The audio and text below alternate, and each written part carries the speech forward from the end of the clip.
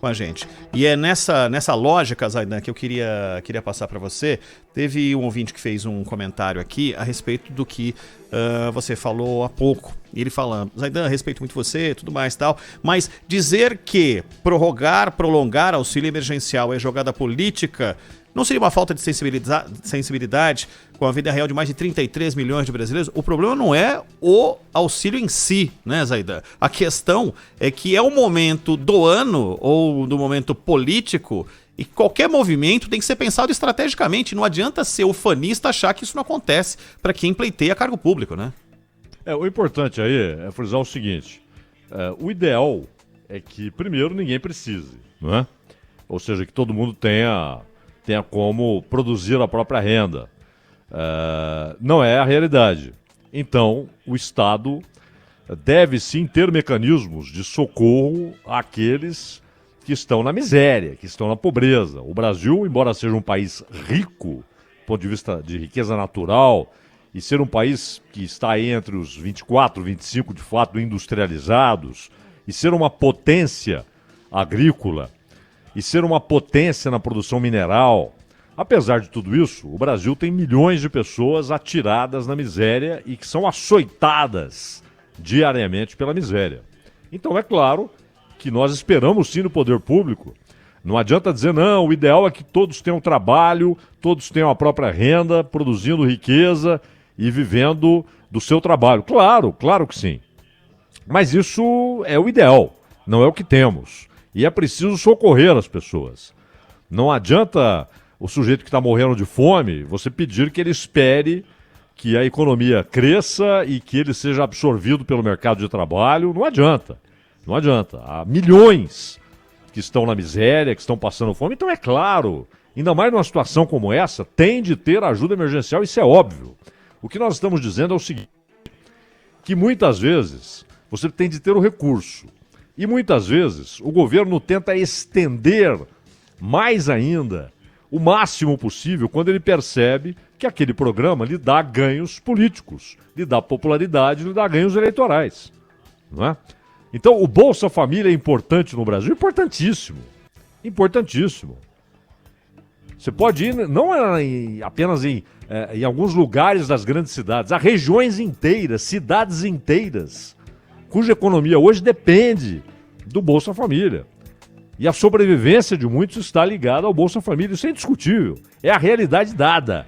Não é? Você pode idealizar. O ideal é todo mundo trabalhando, recebendo pelo seu trabalho e vivendo disso, claro. Mas há uma emergência, que é a miséria que atinge milhões de brasileiros. Isso é uma coisa. Que é importante, que tem de ser mantido, tem. Que tem de ser melhorado, tem. Outra coisa é a gente imaginar que por conta dessa emergência e da legitimidade social que o programa tem, que isso não é usado politicamente. É claro que é. Ou o Bolsa Família não foi usado, inclusive em campanhas eleitorais. Ou o Renda Brasil, anunciado aí pelo Paulo Guedes, inclusive o nome, não é um nome fácil. Então é exatamente para isso, você tem um capital político. Não, você usa a necessidade, o fato dado, a realidade dada, a miséria em que muitos brasileiros foram lançados, e você é obrigado, você é movido a socorrer aquelas pessoas. Perfeito. Agora, que o ato de socorrer acaba se tornando depois também propaganda política, propaganda eleitoral, argumento eleitoral do tipo, vocês só vão continuar tendo isso se eu permanecer aqui, isso está na nossa história. E é antiquíssimo, hein? Mesmo antes dos programas sociais receberem nome. E não tem partido, maneiras. Não tem estado, não tem, se é no federal, no municipal, no estadual, todo lugar. Em todos os lugares. É aquela história, se eu não ganhar, esses poços artesianos que estão sendo abertos aqui vão fechar tudo. Uhum. Não é? Tivemos até o exemplo que virou clássico, né? Entrou para o anedotário da política nacional, que é a história do par de botinas, né? Uhum. Um pé antes da eleição e o outro pé depois da eleição. Que os caras usam isso, usam. Agora, por que usam? Porque a gente, lançada na miséria, pela corrupção, pela incompetência, pelas desigualdades, pelo desequilíbrio da sociedade brasileira, e que, obviamente, acaba sendo, essa situação de miséria acaba sendo usada por políticos para ficarem, para se perpetuarem no poder, por políticos e por partidos políticos, no Brasil inteiro. E não há distinção de partidos, como disse o Ronald.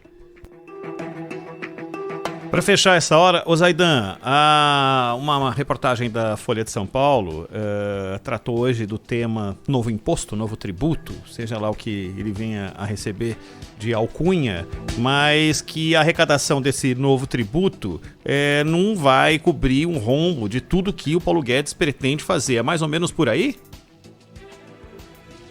Sem dúvida, não fecha a conta, né?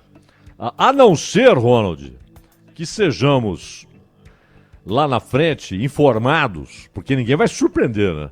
Eu ia dizer que a não ser que sejamos surpreendidos. Não, ninguém vai ficar surpreso. Se aumentarem a alíquota. Aí é fácil também, né? Claro, e já fizeram isso. Já. Era 0,2 e depois virou 0,38. Que é quase, era quase o, é quase o dobro, né? Quase o dobro. E vai acontecer de novo. Vai acontecer de novo. Claro que sempre começam com um negocinho ali, né? Como diz o Paulo Guedes, pequenininha ali, uma alíquotazinha, né? Mas onde está a garantia de que ela será mantida, de que ela não será aumentada na exata medida em que haja necessidade de arrecadar mais? Você deu um instrumento, um abraço, o governo vai usar. Vai usar, não há a menor dúvida disso. E essas diferentes medidas prometidas sob a condição de o Congresso aprovar um tributo, na verdade a conta é o seguinte, ó. Todas as iniciativas citadas pelo Paulo Guedes e sua equipe consumiriam, isso hoje, hein? Porque quando a gente fala em reais, é sempre bom lembrar que muitas vezes é preciso fazer a cotação em dólar, não é? Porque muita coisa custa em dólar. Então, consumiriam entre 218 e 248 bilhões ao ano.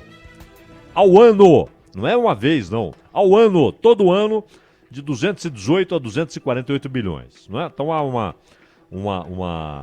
margem de erro aí de 30 bilhões. E a cobrança da tal nova CPMF, outro nome que deem, a receita anual estimada está em 120 bilhões, considerando a alíquota de 0,2.